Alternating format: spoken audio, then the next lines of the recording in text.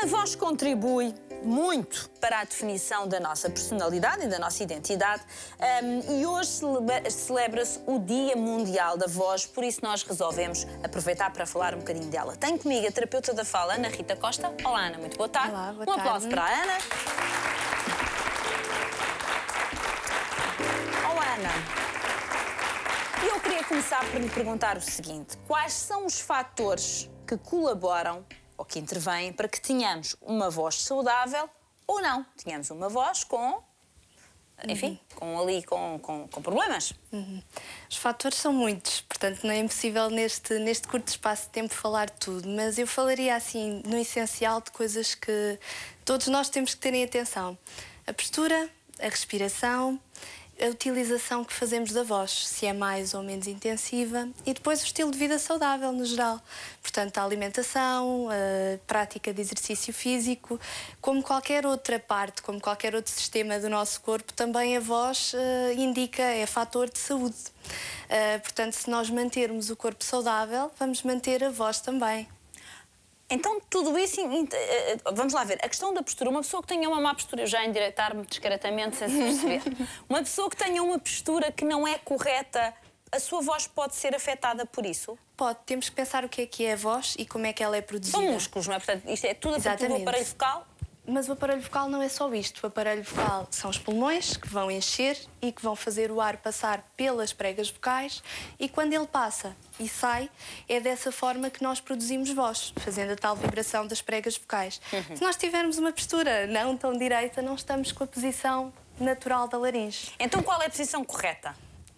Sim, portanto, as costas assim direitas... como estou sentada? Exatamente, e sem a perna cruzada, que eu já reparei que a Fátima faz muito bem. Eu nunca cruzo a perna. Confesso que não era por causa da voz. Formigueiro, não?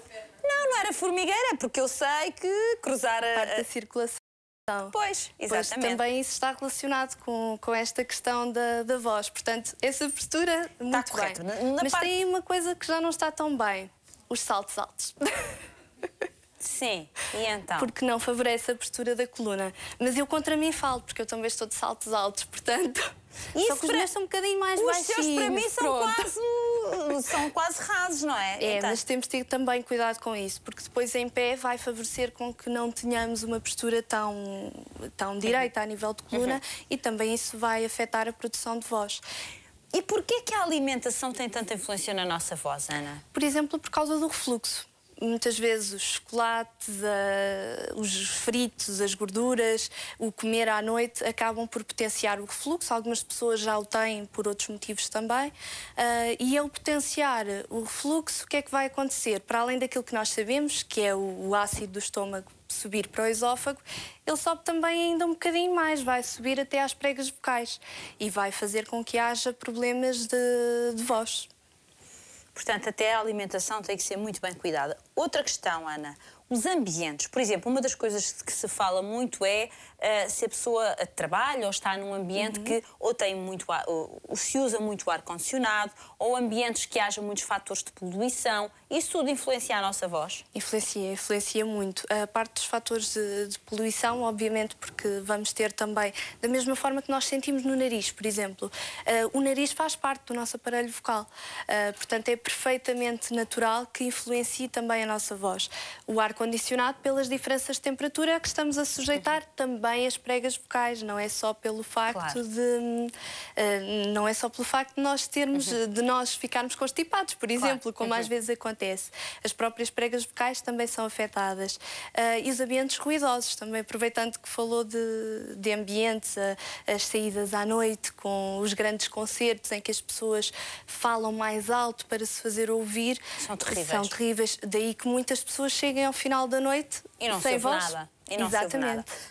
Olha, eu já tive tantas afonias totais e, na verdade, hoje, quando estava a ler documentação, vejo que são motivadas por vários fatores. Várias das coisas que diz que não devemos fazer, pois no trabalho que temos, infelizmente, elas são feitas. Agora, há uma outra questão, Ana. Há alguns sinais a que seja importante estarmos atentos porque podem indiciar a existência de uma doença associada às cordas vocais ou não? Sim. A rouquidão, essencialmente, a rouquidão é um grande sinal de alerta, se for persistente. Fala-se que a partir de uma semana deve consultar o médico.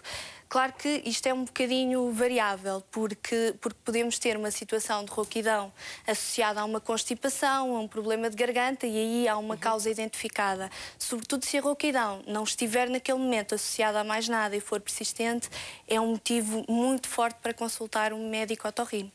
Mas depois temos a voz tensa, a voz estrangulada, a voz cansada, todos esses sinais devem ser estudados, exatamente. Agora, e só para deixar aqui uma ideia, Ana, a voz, tal como sendo músculos, como outros quaisquer, deve ser aquecida se a pessoa a vai usar muito. É capaz de me dar um exemplo, para mim e para as meninas, de um exercício que possamos fazer para aquecer a voz? Vá, um exercício para aquecer, um exercício para relaxar. Porque há muitos, atenção, normalmente quem trabalha a voz está ali um bom tempo a aquecer a voz. Então é assim, uma parte que eu não vou exemplificar, mas queria deixar a indicação, é o aquecer ombros. Ombros e cabeça. Portanto, isto é muito semelhante ao que se faz no desporto também. Portanto, aqui não é tão pertinente. Não é nada de novo. Sim. É de novo, é no sentido em que serve para aquecer a voz. E falaria então do relaxamento de lábios e de língua. Como é que isso se faz? E de lábios eu aqui ia perguntar antes à Fátima. Como é que nós fazemos para brincar com os bebés? Já sei. Estou a beber água já e tudo. Tenho que beber água também é uma parte muito importante. Aquecimento. Quer dizer, pode-se fazer vários sons, pode ser... Esse é de língua. Este é de língua. De lábios não consigo fazer. De lábios, para quem não conseguir fazer exatamente, é possível fazer assim. Isto para fazer em direto é fantástico. Principalmente um apresentador, que já faz tantas figuras tristes, mais uma, menos uma também. Mas eu gostava de ver o público a tentar. Como é que é? As meninas não todas com batom, como é que... Assim? Exatamente. Exatamente. Consegue. Isto é uma coisa muito simples, todos fazemos para brincar com os bebés normalmente. Quer dizer, na verdade, agora vou brincar convosco, meninas, as vezes que se calhar já babámos os nossos bebés a fazer e estávamos a aquecer a voz. Para relaxar, há assim algum exemplo para as pessoas perceberem? Então, pegando também numa coisa muito fácil, bocejar. É bom para relaxar? É bom para relaxar. Pomos a língua no soalho da boca. A partir de hoje vou passar a bocejar no programa. À vontade, e se alguém me disser alguma coisa, eu digo, peço imensas desculpas, estava só a relaxar as minhas cordas vocais. Portanto, Ana, ficámos aqui só com 2 exercícios, mas acima de tudo o que queremos chamar a atenção das pessoas lá em casa é que a nossa voz tem que ser muito bem tratada. Eu confesso que enfim, é das coisas em que eu concentro mais a minha atenção, como pode imaginar. E sei que a Ana hoje vai dar uma palestra, quer dizer, onde, para se alguém quiser lá ir? Sim, é na FENPROF, em Lisboa. Muito bem. E é com o apoio do Falo Connosco Saúde Personalizada, e vamos então realizar às 19 horas. É ao pé do El Corte Inglês, se quiserem aparecer.